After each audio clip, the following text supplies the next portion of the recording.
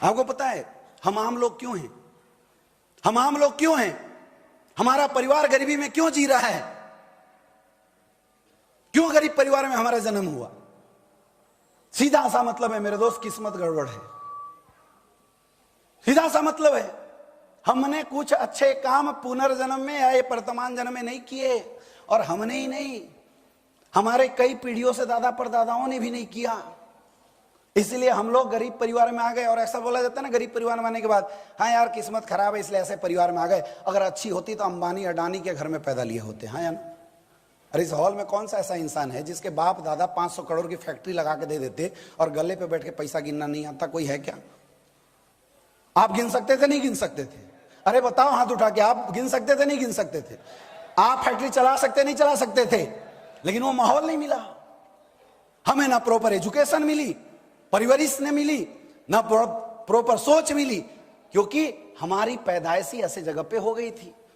Normal जगह पे पैदा करना परमात्मा के हाथ में है। लेकिन मेरे दोस्त, बोला जाता है कि कर्म प्रधान विश्व रचि राखा, जे जस करई तस फल चाखा। रामायण के अंदर गोस्वामी तुलसीदास जी ने बोला है कि ये जो धरती पे आप पैदा लिए ना जिस दिन से, वैसी ये धरती कर्म प्रधान है। इस धरती के ऊपर अपनी किस्मत आपको खुद बनाना पड़ेगा। परमात्मा हर इंसान को एक मौका अपने जीवन में बदलाव लाने का जरूर देता है। उस इंसान के ऊपर डिपेंड करता है कि जब मौका उसके जीवन में आता है, वो उस मौके को कितना सीरियस पकड़ता है और उस मौके के साथ कितना काम करता है। जो इंसान इस हॉल में बैठा हुआ, जिस इंसान ने भी इस मौके को पकड़ा और सीरियस काम किया, दिन रात लगा, मेहनत तो करना पड़ेगा मेरे दोस्त, मेहनत तो करना पड़ेगा। आपको ग्राउंड में जाना पड़ेगा, लड़ना पड़ेगा, क्योंकि इतना आसान नहीं होता किस्मत को बदलना। किस्मत बदलता परमात्मा है। और आपने अक्सर देखा होगा कि जब भी एक लड़का, एक आम परिवार का बच्चा जीवन में कुछ बड़ा बदलाव करने की कोशिश करता है ना, बहुत कष्ट होते हैं रे भाई। अब्दुल कलाम ने जब पढ़ने के लिए ठाना, इतने कष्ट हुए बेचारे को, पेपर बेचना पड़ गया, क्या नहीं करना पड़ गया। जब धीरू भाई अंबानी ने ठाना था कि मुझे बिजनेसमैन बनना है, क्या कष्ट नहीं हुए उसके जीवन में। हर आम परिवार का बच्चा जब अपने जीवन में ठानता है कि मुझे कुछ बड़ा करना है, कष्ट तो उसको होता है। ये कष्ट आपको भी होगा, ये मैं अभी बता रहा हूं। लेकिन जो इंसान इस कष्ट को झेल गया, और कोई कष्ट नहीं है यार, एसलीपीएस में क्या कष्ट है? लोगों से बात करने में कष्ट होता है क्या? लोगों की मदद करने में कष्ट होता है क्या? लोगों की बीमारी दूर करने में कष्ट है क्या? लोगों की बेरोजगारी दूर करने में कष्ट है क्या? मैं एक ही चीज बोलता हूं, जिसने माइंड सेट कर लिया कि परमात्मा अभी तक मौका नहीं था, कोई बात नहीं, इस बार एसलीपीएस का मौका मिला है। जैसे जितेंद्र मौर्य जी, जैसे प्रणव पांडे जी बीएमडब्ल्यू से अपने परिवार को घुमाते हैं, मैं वादा करता हूं कि 3 साल तक एसलीपीएस वेलनेस में अपलाइन के साथ टिक के काम करूंगा, डट के काम करूंगा, और मैं भी डायमंड जरूर बनूंगा। जिस इंसान ने ठाना ना, उसकी जिंदगी जरूर बदलेगी। और मजे की बात पता है क्या है? अगर आप नहीं ठानोगे तो ये जिंदगी ऐसी चलेगी, फिर आपके बेटे के ऊपर आएगी कि बेटा तू ठान ले। कई लोग क्या करते हैं, सारा अपना जो बोझ है ना उठा के अपने बच्चे के ऊपर डाल देते हैं। बच्चा पैदा लिया नहीं, 4 साल का हुआ नहीं, चल पढ़ चुनू, चल पढ़। तू क्यों नहीं पढ़ रहा है? तू क्यों नहीं पढ़ रहा है? बदमाश हो गया है। चला, मेरा सपना है तेरे को लेके। बच्चे ने एक बार पलट के पूछ दिया कि पापा ये बता तूने क्या किया था? कोई जवाब है? मेरे दोस्त, इस बिजनेस को इसलिए नहीं करना कि अमित दुबे बोल रहा है, इस बिजनेस को इसलिए करना कि जब आज से 20 साल बाद हमारा बच्चा पूछे कि पापा तूने किया था, तो गर्व से बोलना कि बेटा तेरा पापा गरीब किसान का बेटा था, लेकिन 200 करोड़ की संपत्ति तेरे लिए एसलीपीएस से बना के जा रहा है, इसको आगे लेके जाना तेरा काम है। तब असली पापा बनोगे। क्या ये काम हम कर सकते हैं? आज हम अपने बच्चों को अलग अलग एग्जाम्पल देते हैं। वो देख सलमान खान को, वो देख शाहरुख खान को, वो देख राष्ट्रपति को। बच्चा बोला पापा जिंदगी भर जिसको देखा साला ये तो किसी काम का लगा नहीं तुम्हें। रियल सफलता उसको बोलते हैं मेरे दोस्त, जब आपका बच्चा आपकी आंखों में आंखें डाल के बोले कि पापा अगर बनना है ना तो आपके जैसा बनना है, और वो काम एसलीपीएस वेलनेस से किया जा सकता है।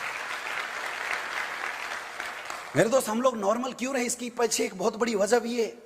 क्योंकि हम लोग जब पैदा लिए ना, तो एक साधारण परिवार में हमारी पैदाइशी हुई। साधारण परिवार में छोटा माहौल हम लोगों को मिला। हमें लोगों ने दबाया, बड़ा सोचने से लोगों ने दबाया। सच बताना, आप में से किसी के माँ बाप ने बोला कि बेटा बड़ा हो गए 500 करोड़ की कंपनी बनाना? नहीं बोला। हालत तो हमारी ऐसी है कि कोई ऐसी सेमिनार अटेंड करके यहां जाके बोलता है कि पापा मैंने देखा अमित दुबे सर को जगवार से चलते हुए, मैं भी जगवार से चलूंगा तो पापा मुंह सूंघ रहा है, क्या मार के आया है। कोई यहां से जाने के बाद अपनी बीवी को बोलता है darling I love you, 9 lakh का हार दिलाऊंगा, तो बीवी मुंह सूंघ रही है, क्या मार के आए हो, कल तक तो ठीक थे। है या नहीं? यस या नो? टांग खींचने वाले लोग आपको मार्केट में बहुत मिल जाएंगे, ये बोलने वाले लोग हजारों मिल जाएंगे, कह रहे कुछ नहीं हो सकता, ऊंचा मत उड़ो, फालतू सपने मत देखो। लेकिन शायद ही ऐसे लोग मिलते हैं जो बोलते हैं कि सर तुम इस धरती पे रिकॉर्ड बनाने के लिए पैदा लिए हो, तुम इस परिवार के खानदान की गरीबी को दूर करने के लिए पैदा लिए हो, आगे बढ़ो, मैं तेरा साथ हूं। और वो इंसान है तुम्हारा अपलाइन। एक जोरदार तालियां अपलाइनों के लिए होनी चाहिए। केवल अपलाइन का हाथ पकड़ो, अपलाइन का हाथ पकड़ो, एक गुरु बनाओ, और जैसा तुम्हारा गुरु बोलता है, जैसा तुम्हारा अपलाइन बोलता है, 3 साल तक टिक के करते रह जाना। गारंटी देता हूं आपके खानदान में पैदा लेने वाला हर बच्चा करोड़पति के स्टाम्प लगा के पैदा होगा। ये ताकत है, इसलिए कैसे होना। सच बताओ, फैसला ले सकते हो? आज फैसला ले सकते हो? हाथ उठा के बताओ, आज फैसला लिया जा सकता है? मेरा सवाल फिर है, खानदान की गरीबी मिटाएगा कौन? जोर से बोलो, और जोर से आवाज नहीं आ रही है। ये बीच वाले बोलो, इधर वाले, ऊपर वाले, मिटा सकते हो? तो स्वागत है आप सबका इसलिए शानदार प्लेटफॉर्म। एक जोरदार तालियां अपने आप के लिए। अब आप सोच रहे होंगे सर इतना बड़ा काम करने के लिए क्या करना होगा? कुछ बड़ा काम नहीं करना मेरे भाई, यहां एक ही काम है, बात और मुलाकात। क्या करना है? बात और फिर से बोलो, बात और। अरे इंसान होके अगर इंसान से बात और मुलाकात नहीं कर सकते तो फिर गधे में जन्म लेना पड़ेगा। हाँ या ना? कई लोग परेशान होते हैं, बोले सर मेरे साथ लोग नहीं आते। कई लोग परेशान हैं, बोले सर मैं समझा समझा के थक गया, फलना नहीं आ रहा। एक बात समझो, आएगा वही जिसके ऊपर वाला मेहरबान होगा।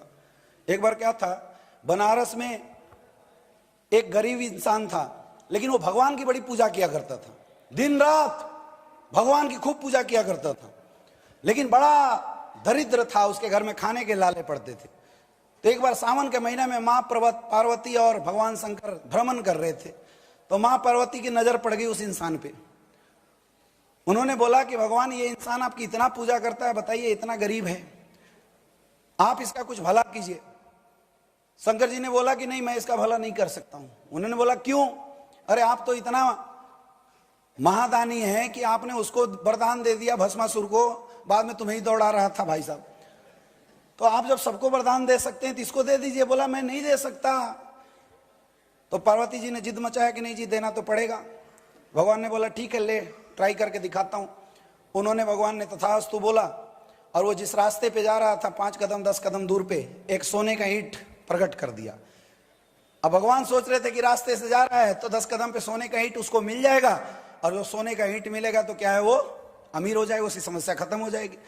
अब वो रास्ते से गुजर ही रहा था, सामने सोने का ईंट प्रकट, तब तक उसके माइंड में ख्याल आया कि अंधे चलते कैसे हैं। क्या ख्याल आया? अंधे चलते कैसे हैं। और वो आंख बंद किया, 1 2 एक लाठी उठाया ठगते हुए, और सोने की ईंट आई, पैर लगा, उसको लात मारा, 1 2 3 करते हुए निकल गया। आंख खोल के बोला हाँ अंधे ऐसे चलते होंगे। तो मेरे दोस्त, जिसके ऊपर वाला मेहरबान नहीं होगा ना, उसको तुम प्लान समझा समझा के थक जाओ, कभी नहीं आएगा।